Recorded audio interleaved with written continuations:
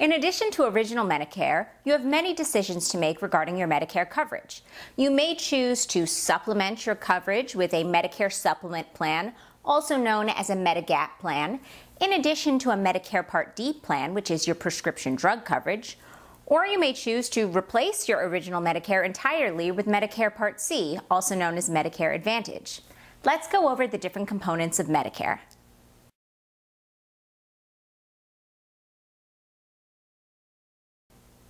Medicare Part A is part of original Medicare. You'll most likely be enrolled automatically upon your 65th birthday, and you should receive your card in the mail. If you don't receive your card and you're not automatically enrolled, make sure to contact Social Security. Medicare Part A is your hospital insurance. Generally speaking, it helps to cover inpatient care in a hospital, nursing facility care, nursing home care, hospice care, and home health care. Most people don't have to pay for Medicare Part A. Usually you'll qualify based on yours or your spouse's work history. But if you're not eligible based on your work history, you may need to pay a premium of up to $471. This is the number as of 2021. You'll have to pay this premium until you hit those 40 quarters. Now, if you're automatically enrolled, if you don't have to pay, then you're going to want to go ahead and enroll anyway, because for most people, there is no monthly premium for Medicare Part A. However, if you do have to pay, you can look into several programs that can help you save money on your Medicare Part A monthly premium, specifically Medicare savings programs. Income and asset criteria do apply. Now, even though there's usually no monthly premium, you will have to contend with a deductible and coinsurance for Medicare Part A. Now, unfortunately, with Medicare Part A, there is no out-of-pocket maximum. So should you incur major hospital bills, there is no out-of-pocket max. That's why many people look towards a Medicare supplement plan or Medicare Advantage. Medicare.gov is a wealth of information.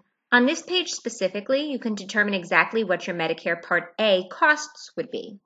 So here's the Medicare Part A monthly premium that we just discussed. So here you'll see that it can be $471 if you've paid into Medicare for less than 30 quarters, but if you've paid into Medicare between 30 and 39 quarters, then it would be $259. Additionally, on this page, you'll find details regarding your deductible and coinsurance. So for Medicare Part A, you have a deductible that's applied to each benefit period. It's not once per year. So that deductible is $1,484. Then further along these bullet points, you'll see your coinsurance details. So for days 1 through 60 of any given benefit period, which just to give you an idea is really most like a hospital stay, your coinsurance would be $0. After that, you'll have coinsurance that you're responsible for, and eventually you may tap into your lifetime reserve days.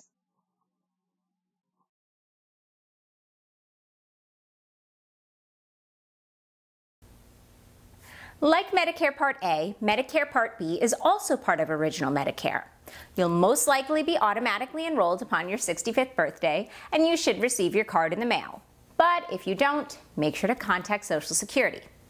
Medicare Part B is your outpatient insurance. It covers medically necessary services, preventative services, and wellness visits.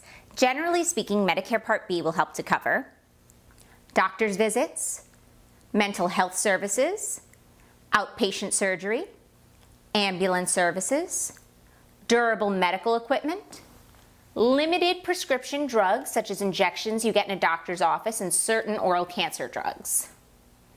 Unlike Medicare Part A, for Medicare Part B, there is always a monthly premium. The standard base monthly premium in 2021 is $148.50. But it can go up from there because it's based on your income. Now, if you're making less money than you used to, perhaps because you've retired, you can file for a reconsideration with a form that I'll put in the description below. Additionally, there are Medicare savings programs that can help you to pay for your Medicare Part B monthly premium, but like with Medicare Part A, there are income and asset criteria that you have to meet in order to be eligible. Like Medicare Part A, Medicare Part B also has a deductible that you have to meet. In 2021, that deductible is $203. After you've met that deductible, you'll be responsible for coinsurance. So make sure that you're seeing a doctor who accepts Medicare and receiving services covered by Medicare. Usually you'll be responsible for about 20% of the cost, leaving Medicare to cover about 80% of the cost. Like with Medicare Part A, there is no out-of-pocket max, so again, that's why many people look towards Medicare supplement plans or Medicare Advantage. We're back on the same page on Medicare.gov that we were just looking at. Here you can also find information about Medicare Part B. So here's information about your Medicare Part B monthly premium. As we said, it is $148.50 or higher. Your deductible is $203, and then your coinsurance is typically 20% of the Medicare approved amount. However, remember, certain doctors do choose to charge more than the Medicare approved amount. Those are known as Medicare Part B excess charges, and they can choose to charge up to 15% more. And if you're not enrolled in a supplement plan which covers Medicare Part B excess charges, you're responsible for the difference.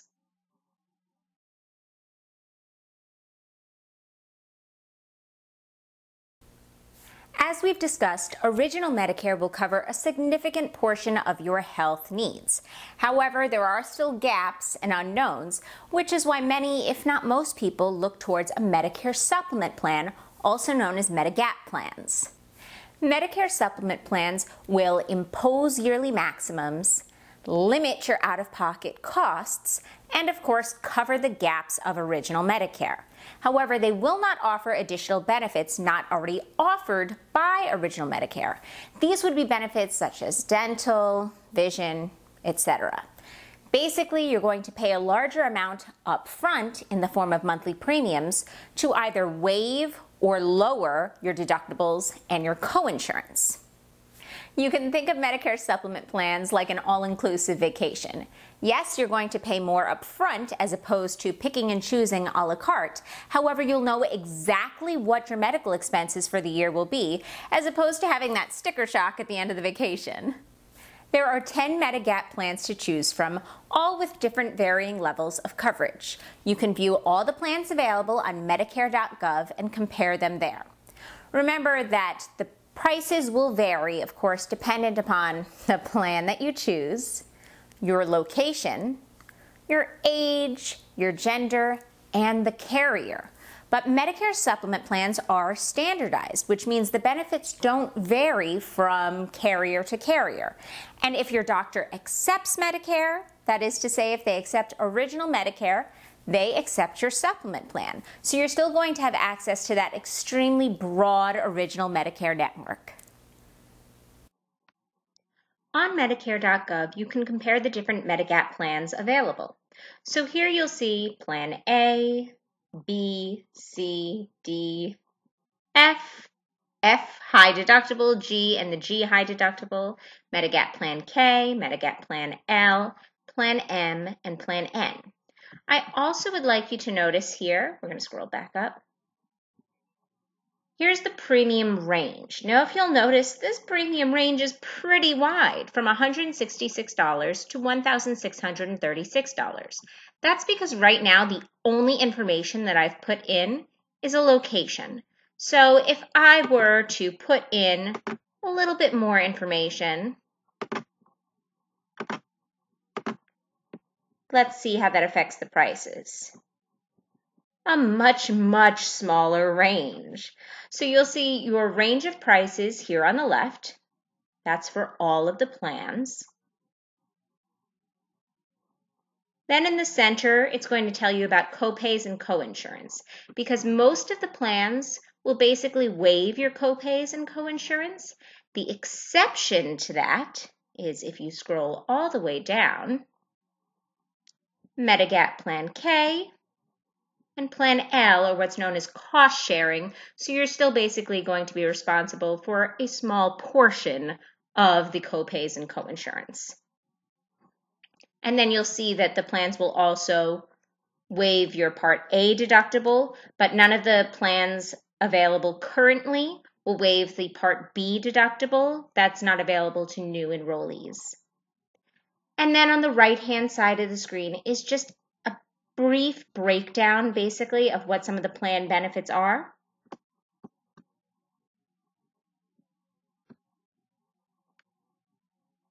So you can see here.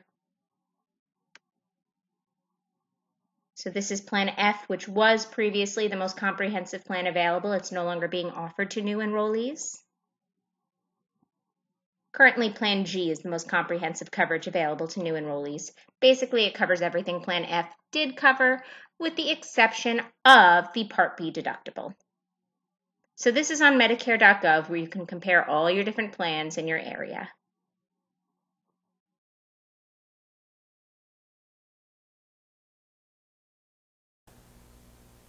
Medicare Advantage is also known as Medicare Part C. Medicare Part C actually replaces original Medicare entirely. However, all Part C plans must offer at least the same benefits as original Medicare. Like Medicare supplement plans, Medicare Part C plans seek to cover the gaps and limit your financial exposure associated with original Medicare. However, Medicare supplement plans and Medicare Advantage plans are entirely different, so it's very important that you don't confuse the two. Medicare Advantage plans are not standardized, and benefits can vary widely. Some plans will offer dental and vision. Some will encapsulate prescription drug coverage. Because of this, it's very, very important that you shop around. We highly advise that you use a broker, but of course, all the plans can be viewed on Medicare.gov. Not only can the benefits vary quite widely, but the prices can as well. Now, there can be a major cost savings with Medicare Advantage, but that's not always the case. So you really need to make sure that Medicare Advantage is right for you, which of course is determined by your specific health needs, your carrier, the plan that you choose, and very, very importantly, your location. Because when you choose a Medicare Advantage plan, you're actually unenrolling in original Medicare, so you're going to lose access to that extremely broad original Medicare network. Instead, you're going to be beholden to your carrier. And some people have reported that it can be a little bit more difficult to find a doctor or a hospital who accepts their Medicare Advantage plan. In some areas of the country, Medicare Advantage can offer excellent cost savings and wonderful benefits. In other areas, it's less than desirable. Also, these benefits do tend to change on a yearly basis, so always make sure to review your plan during the annual enrollment period.